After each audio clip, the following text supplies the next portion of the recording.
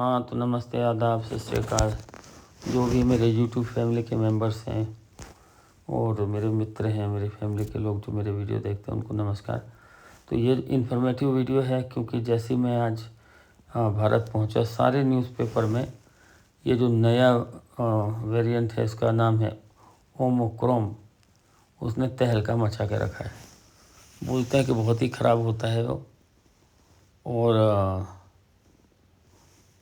उससे लोग, ओमिक्रॉन नाम है इसका, तो लोग बहुत डरे हुए हैं। बोलता है वो हाथ पांव बहुत ज़्यादा तकलीफ़ में आ जाते हैं, दर्द बहुत होता है, बॉडी में दर्द होता है, और लोग मर भी रहे हैं।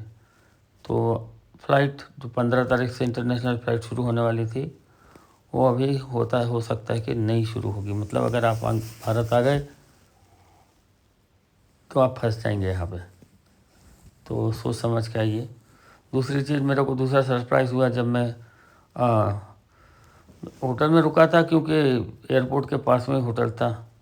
तो मैंने सोचा आज रात को यहीं होटल में रुकते हैं, तो सवेरे एयरपोर्ट जाने में थोड़ा इजी हो जाएगा। तो ये होटल की लॉबी में हम लोग आए थे और सवेरे 6 बजे ब्रेकफास्ट किया। यहाँ पे बहुत अच्छा ब्रेकफास्ट करवा रहे थे वो लोग। हर तरह के फ्रूट थे, चाय थी, कॉफ़ी था, तो मस्त यहाँ पे हम लोगों ने ब्रेकफास्ट किया और एयरपोर्ट पे पहुँच गए। एयरपोर्ट पे मेरा जो चेक इन टाइम था वो था सवेरे के 10 बजे, क्योंकि इंटरनेशनल फ़्लाइट है इसलिए 3 घंटे पहले पहुंच गया था। लेकिन जैसे ही वहाँ पहुंचा,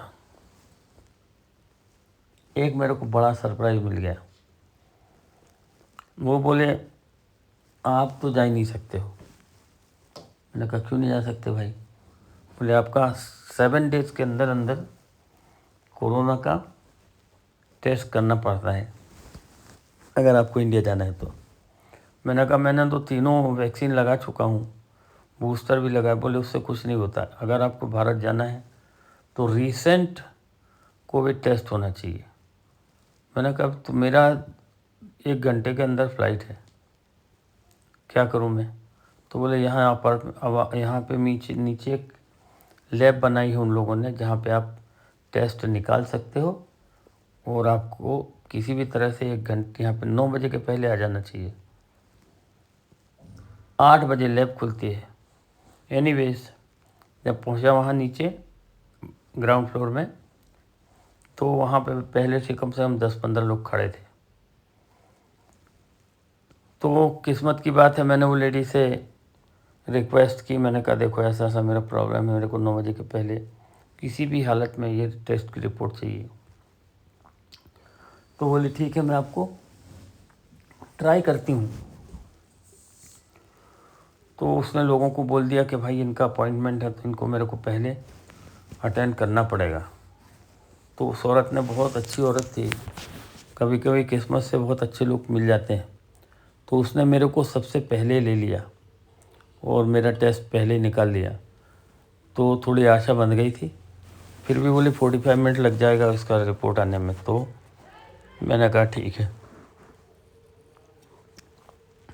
देखते हैं क्या होता है। बट मेरी किस्मत बहुत अच्छी थी, उसने मेरे को 15 मिनट के अंदर उसने मेरे को ला के मेरी रिपोर्ट हाथ में दे दी। तो ये प्रॉब्लम सॉल्व हो गया। लेकिन इसके बाद जब मैं वहाँ पहुँचा, इंडिया पहुँचा, तो बोले आपके पास में सेल्फ डिक्लेरेशन फार्म होना चाहिए। मैंने कहा भाई उसके बिना आप अंदर नहीं जा सकते, आपको क्वारंटीन कर देंगे 10 दिन के लिए, ऐसा कुछ तो भी है। तो मैंने कहा वो तो मेरे पास है नहीं, और बाकी के बहुत लोग अमेरिका से जो गए थे उनके पास में भी नहीं था। बाद में मेरे को दिमाग चला, मैंने कहा यार इस मेरे पासपोर्ट में तो सब जगह के स्टैंप लगे हैं। तो मैंने उसको बोला देखो मेरे पासपोर्ट को देखिए आप, मैं अमेरिका छोड़ के कहीं गया ही नहीं 1 साल से। तो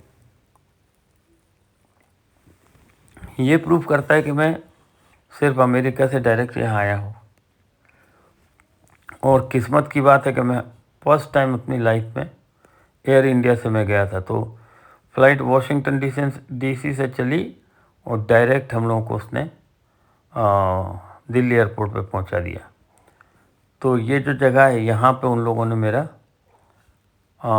कोविड-19 का टेस्ट निकाला था। छोटी सी लैब है, और बहुत अच्छे लोग थे। बहुत महंगा पड़ा, $250 एक टेस्ट का, बिकॉज़ अमेरिका में कोविड का टेस्ट हर जगह फ्री होता है, लेकिन यहाँ पे मेरे को $250 देना पड़े, मतलब तो महंगा बहुत था। लेकिन फिर भी अब मजबूरी में क्या करोगे, मारता क्या ना करता। तो अभी मैं यहाँ पे पहुँचा हूँ रिसेप्शन पे। तो ये सरदार जी ने, मेरे को बहुत अच्छे आदमी थे, इनने मेरा वेट किया और यहाँ पे मैंने चेकिंग करके अपना प्लेन के अंदर चला गया। तो ये जो इंडिया में पहुंचा तो सारे न्यूज़पेपर देख के मैं हैरान रह गया। वो बिज़नेस क्लास का फ़्लाइट था, उन लोगों ने मेरे को 5-6 नए-नए हर अलग तरह के न्यूज़पेपर दिए। टाइम्स ऑफ इंडिया, हिंदुस्तान, वो लोकमत, और हर न्यूज़पेपर के जो फ्रंट पेज है उसमें ये जो नया वेरिएंट आया उसके बारे में ही लिखा है।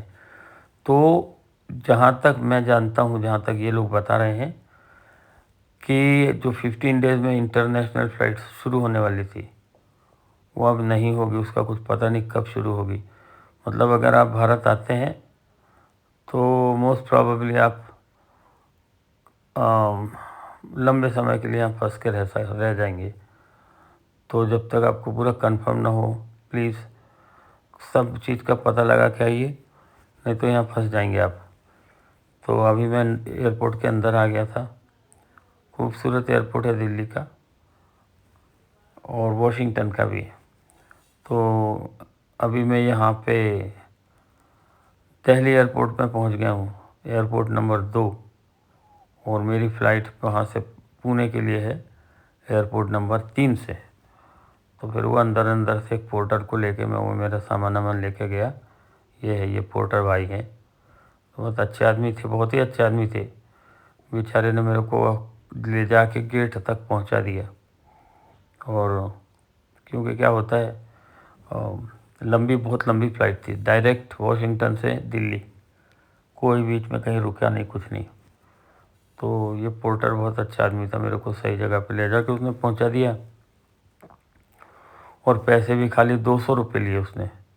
तो सच कहा जाए तो बेचारे 200 रुपये कुछ भी नहीं है, लेकिन चलो अच्छा आदमी मिल गया मेरे को।